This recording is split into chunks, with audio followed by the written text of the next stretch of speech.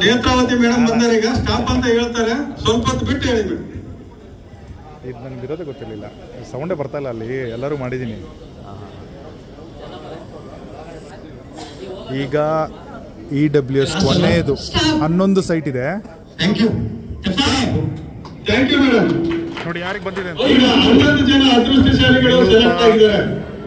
ವಿನುತಾ, ಅನಿತಾ, ಕೊಪ್ಪದು, ಮಂಜುನಾಥ್, ಶಿಲ್ಪ, ಉಮಾ, ಶಿಲ್ಪ ನಾರಾಯಣ ಸ್ವಾಮಿ, ಮತ್ತೆ ಶ್ರೀ ಉಮಾ, ಲಕ್ಷ್ಮಮ್ಮ, ಬೇಲಮಣಿ, ರಮ್ಯಾ, ಲಕ್ಷ್ಮಮ್ಮ, ಇಷ್ಟು ಜನ 11 ಜನ ಅರ್ಜಿದಾರರು ಸೆಲೆಕ್ಟ್ ಆಗಿದ್ದಾರೆ. ಅವರಿಗೆ ಅಭಿನಂದನೆಗಳನ್ನ ಸಲ್ಲಿಸ್ತೇನೆ. 11 ಜನರು ಕೂಡ ಮಹಿಳೆಯರಿದ್ದಾರೆ. ಚಪ್ಪಾಳೆ. ಇಲ್ಲ ಇಲ್ಲ ಇಲ್ಲ, 11 ಜನ ಕೂಡ ಮಹಿಳೆಯರ ಮೇಲ್ಗೈ ಇದೆ. ಮೇಡಮ್ ವಿನುತಾ, ಅನಿತಾ, ಪ್ರಚೇತ, ಮಂಜುನಾಥ್ ಒಬ್ಬರು ಮಾತ್ರ ಸೇರ್ಕೊಂಡಿದ್ದಾರೆ. ಎಲ್ಲರೂ ಈಗ ಅವರೆಲ್ಲರಿಗೂ ಅಭಿನಂದನೆ. ಈಗ ಇದು EWS ನಾವು ಲೈವ್ ರಾಷ್ಟ್ರೀಯ ಕಾರ್ಯಕ್ರಮದ ಕೊನೆ ಹಂತದಲ್ಲಿದ್ದೇವೆ. ಈಗ ನಮ್ಮ ನಿಯಮಗಳ ಪ್ರಕಾರ 10% ಅರ್ಜಿದಾರರನ್ನ ನಾವು 10% ಸ್ವತ್ತುಗಳಿಗೆ ಅನುಗುಣವಾಗಿ ನಾವು ವೇಟಿಂಗ್ ಲಿಸ್ಟ್ ನಲ್ಲಿ ಕಾಯ್ದಿರಿಸ್ತೇವೆ. ವೇಟಿಂಗ್ ಲಿಸ್ಟ್ ಅಂದ್ರೆ ಏನಂತ ಅಂದ್ರೆ, ಈಗ ನೀವೇನು ಆಯ್ಕೆ ಆಗಿದ್ದೀರಿ ಅವರೆಲ್ಲರಿಗೆ ನಾವು ಅಲಾಟ್ಮೆಂಟ್ ಲೆಟರ್ ಕೊಡ್ತೇವೆ, ಹಂಚಿಕೆ ಪತ್ರಗಳನ್ನ ಕೊಡ್ತೇವೆ. ಅದರಲ್ಲಿ ನಾವು ಸಮಯನ ನಿಗದಿ ಮಾಡಿರ್ತೇವೆ, ಇಂಥ ದಿನಾಂಕದೊಳಗೆ ನೀವು ದುಡ್ಡು ಕಟ್ಟಬೇಕಂತೇಳಿ. ಒಂದ್ ವೇಳೆ ಅವರು ನಿಗದಿತ ವೇಳೆಯಲ್ಲಿ ದುಡ್ಡು ಕಟ್ಟಲಿಲ್ಲ ಅಂದ್ರೆ ಅವರಿಗೆ ನಾವು ನೋಟಿಸ್ ಕೊಟ್ಟು ಕ್ಯಾನ್ಸಲ್ ಮಾಡ್ತೇವೆ ಅಲಾಟ್ಮೆಂಟ್ ನ. ಆ ರೀತಿ ಕ್ಯಾನ್ಸಲ್ ಆಗೋ ಸೈಟ್ಗಳನ್ನ ಇಲ್ಲಿ ವೇಟಿಂಗ್ ಲಿಸ್ಟ್ ನಲ್ಲಿ ಆರ್ಡರ್ ವೈಸ್ ಹಂಚಿಕೆ ಮಾಡ್ತೇವೆ. ಒಂದ್ ವೇಳೆ ಯಾವ ಸೈಟ್ ರದ್ದಾಗ್ಲಿಲ್ಲ ಅಂತ ಅಂದ್ರೆ, ಒಂದು ವರ್ಷದೊಳಗೆ ರದ್ದಾಗ್ಲಿಲ್ಲ ಅಂತಂದ್ರೆ ಅವ್ರ ಅಮೌಂಟ್ ಅನ್ನ ನಾವು ರಿಫಂಡ್ ಮಾಡ್ತೇವೆ. ಆ ಕಾರಣಕ್ಕಾಗಿ ನಾವು ಈಗ ವೇಟಿಂಗ್ ಲಿಸ್ಟ್ ನಲ್ಲಿ ಇರ್ತಕ್ಕಂಥ ಅರ್ಜಿದಾರರು ಯಾರು ಅಂತೇಳಿ ನಾವು ಸೆಲೆಕ್ಟ್ ಮಾಡ್ತೇವೆ. ಮೊದಲನೇದಾಗಿ HIG 1 ಮೇಡಮ್, HIG 1 ನಲ್ಲಿ ಅದು ಸಹ ಲಾಟರಿಯಲ್ಲೇ ಇಲ್ಲೇ ಈ ಲಾಟರಿಯಲ್ಲೇ ಮಾಡ್ತೀವಿ. ಹ್ಯಾಂಡ್ ಪಿಕ್ ಅಲ್ಲ, ಅಲ್ಲೇ ರ್ಯಾಂಡಮೈಸೇಷನ್ ಅಲ್ಲೇ ಪಿಕ್ ಮಾಡುತ್ತೆ ವೇಟಿಂಗ್ ಲಿಸ್ಟ್ ಅವ್ರದ್ದು. ಈಗ HIG 1 ನಲ್ಲಿ 6 ಅರ್ಜಿದಾರನ್ನ ನಾವು ಸೆಲೆಕ್ಟ್ ಮಾಡ್ತೀವಿ. ಯಾರು ಅಲರ್ಟ್ ಆಗಿಲ್ಲ ಅವ್ರ ಹೆಸರು ಬರುತ್ತೆ. ಇಲ್ಲಿ ಬಂದಿದೆ ನೋಡಿ ವೇಟಿಂಗ್ ಲಿಸ್ಟ್. ಇದು ಹರೀಶ್ ಕುಮಾರ್, ನಾರಾಯಣ, ಒಟ್ಟು 6 ಜನ ಬಂದಿದ್ದಾರೆ. ಕೂತ್ಕೊಳ್ಳಿ ಮೇಡಮ್, ಕೂತ್ಕೊಳ್ಳಿ, ಹಿಂದೆ ಜಾಗಿದೆ ಹೋಗಿ. ಅಭಿಷೇಕ್ ಇಲ್ಲ ಏನಿದೆ.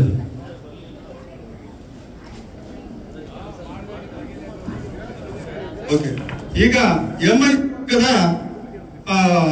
ಅರ್ಜಿದಾರನ ನಾವು ಈಗ ವೇಟಿಂಗ್ ಲಿಸ್ಟ್ ನಲ್ಲಿ ತೆಗಿತಿದ್ದೇವೆ. MIG ವರ್ಗ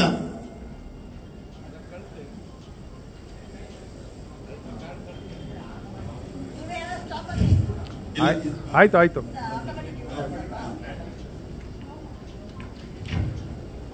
MIG ವರ್ಗದಲ್ಲಿ ಒಟ್ಟು 56 ಜನನ ನಾವು ವೇಟಿಂಗ್ ಲಿಸ್ಟ್ ನಲ್ಲಿ ಆಯ್ಕೆ ಮಾಡಿದ್ದೇವೆ. ಈ ಲಿಸ್ಟ್ ಕೂಡ ನಾವು ನೋಟಿಸ್ ಬೋರ್ಡ್ಗೆ ಹಾಕ್ತೇವೆ, ನೋಟಿಸ್ ಬೋರ್ಡ್ ಮತ್ತೆ ವೆಬ್ಸೈಟ್ ಕೂಡ ಹಾಕ್ತೇವೆ. LIG ವರ್ಗದ ಅರ್ಜಿದಾರನ ನಾವು ಈಗ ವೇಟಿಂಗ್ ಲಿಸ್ಟ್ ನಲ್ಲಿ ತೆಗಿತಿದ್ದೇವೆ. MIG ಹೆಸರು ನೋಡ್ಕೊಳ್ಳಿ ಸರ್, ನೋಟಿಸ್ ಬೋರ್ಡ್ ಅಲ್ಲಿ ನೋಡ್ಕೊಳ್ಳಿ. LIG ವರ್ಗದಲ್ಲಿ 10% ಅರ್ಜಿದಾರನ ನಾವು ಇಲ್ಲಿ ತೆಗಿತಿದ್ದೇವೆ. ಇಲ್ಲಿ 20 ಜನ ಅರ್ಜಿದಾರರು ವೇಟಿಂಗ್ ಲಿಸ್ಟ್ ನಲ್ಲಿ ಇದ್ದಾರೆ. ಈಗ EWS ವರ್ಗದ ವೇಟಿಂಗ್ ಲಿಸ್ಟ್, ಈಗ EWS ವರ್ಗದಲ್ಲಿ ಒಬ್ಬರು ಮಾತ್ರ ವೇಟಿಂಗ್ ಲಿಸ್ಟ್ ನಲ್ಲಿ ಬರ್ತಾರೆ, 11 ಪ್ರಾಪರ್ಟಿ ಇರೋದ್ರಿಂದ.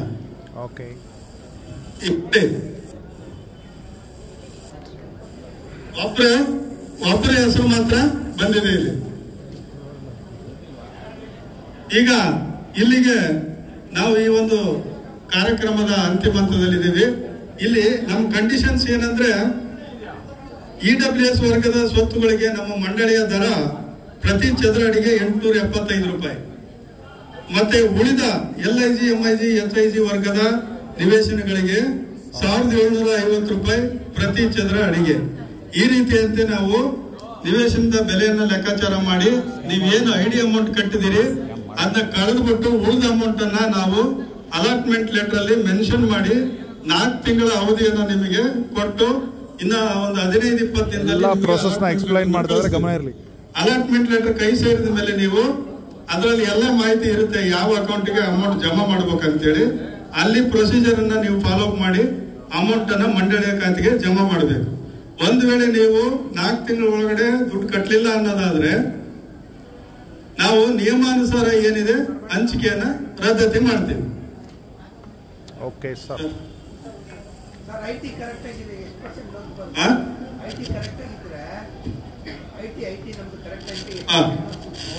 ಐಟಿ ಕರೆಕ್ಟ್ ಆಗಿದ್ರೆ ಐಟಿಗೂ ಇದಕ್ಕೂ ಏನ್ ಸಂಬಂಧ ಇಲ್ಲ. ಇಲ್ಲ ಇದು ನಿಮ್ಮ ಬ್ಯಾಂಕ್ನವ್ರು ಕೇಳ್ಬೇಕು, ನೀವು ಲೋನ್ ನಿಮ್ಮ ಎಲಿಜಿಬಿಲಿಟಿ ಎಷ್ಟಿದೆ ಅಂತ. ಗೊತ್ತಿಲ್ಲ, ನಾವು ಲೋನ್ ಕೊಡಲ್ಲ ಇದಕ್ಕೆ. ಅಲ್ಲಲ್ಲ, ನಮ್ಮ ಸೈಟ್ಗೆ ನಾವು NOC ಕೊಡ್ತೀವಿ. ಅಲ್ಲ ಸರ್, ಅದನ್ನೇ ನಾವು NOC ಕೊಡ್ತೀವಿ ನಿಮಗೆ. ಬ್ಯಾಂಕಿಗೆ ಹೋಗಿ ನೀವು ಲೋನ್ ತೆಗೆ ನಮ್ದೇನು ಅಭ್ಯಂತರ ಇಲ್ಲ ಅಂತೇಳಿ ನೀವು ನಿಮ್ಮ ಐಟಿ ಡೀಟೇಲ್ಸ್ ತಗೊಂಡು ಹೋಗಿ ನಿಮ್ಮ ಬ್ಯಾಂಕ್ನವ್ರ ಹತ್ರ ಆಗಲಿ ನಿಮ್ಮ ಚಾರ್ಟೆಡ್ ಅಕೌಂಟ್ ಹತ್ರ ಹೋಗಿ ಕೂತ್ಕೊಂಡು ನನಗೆ ಎಷ್ಟು ಎಲಿಜಿಬಲ್ ಇದ್ದೀನಿ ನನ್ನ ಲೋನ್ಗೆ ಅನ್ನೋದನ್ನ ಅಲ್ಲಿ ತಿಳ್ಕೋಬೇಕು ನೀವು. ಎಲಿಜಿಬಲ್ ಇದೆ, ಎಲಿಜಿಬಲ್ ಇದೆ. ಅದು NOC ಅದ್ರ ಜೊತೆಗೆ ಕೊಡ್ತೀವಿ. ಅಲಾಟ್ಮೆಂಟ್ ಲೆಟರ್ ಜೊತೆಗೆ ನಾವು NOC ಕೊಡ್ತೀವಿ. ಈಗ ಲಾಟ್ರಿಯ ಕೊನೆ ಹಂತಕ್ಕೆ ಬಂದ್ರಿಂದ ಮತ್ತೊಮ್ಮೆ ಎಲ್ಲರಿಗೂ ನಿಮಗೆ ಧನ್ಯವಾದಗಳು ಅರ್ಪಿಸ್ತೀನಿ. ಜೊತೆಗೊಂದು ಕೊನೆಯ ಪ್ರಕಟಣೆ ಏನಂದ್ರೆ ಆಮೇಲೆ ಹೇಳ್ತೀನಿ. ಈಗಾಗಲೇ